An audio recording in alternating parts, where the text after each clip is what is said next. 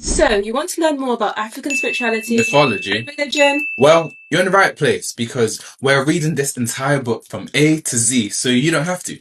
and also because this book is expensive, like really expensive. Welcome to ASMR A to Z, a chill, informative series where we explore the encyclopedia of African religion, one entry at a time. And there are a lot of entries. Today, we're starting with Abasi. Abasi is the supreme creator god of the Efik people who are based in Nigeria and Cameroon. Now the Efik have a whole storyline for how Abasi created the world and why he's not exactly involved in day-to-day human drama anymore. So, here's how the story goes down. Abasi had a wife named Atai, and one day she convinced him to let their two children, a man and a woman, go live on Earth. But there was a catch. Actually, two catches. One, they weren't allowed to reproduce. And two, they weren't allowed to farm the land. Basically, they could live on Earth, but only if they stayed completely dependent on their parents for food, shelter, and protection. As you can imagine, that didn't go well. The children weren't feeling the restrictions, and eventually, when hunger hit, they went back up to heaven for some food. While they were there, they started to explore. They learned how to create, how to sing,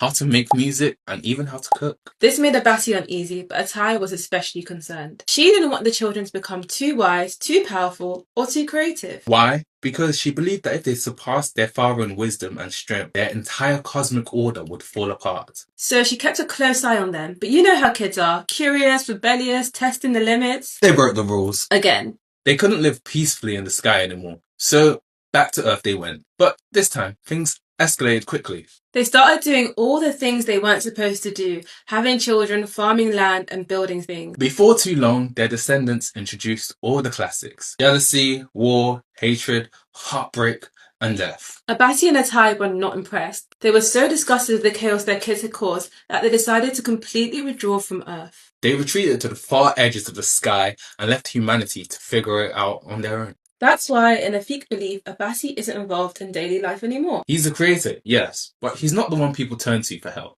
For those things, the Efik rely on ancestral spirits, often through secret societies, to help them navigate life. If you've enjoyed this and want to learn more, we've turned this into a downloadable PDF, available now on our Patreon. Join us next time for the next entry in ASMR A to Z. Because, yes, we really are reading the whole book.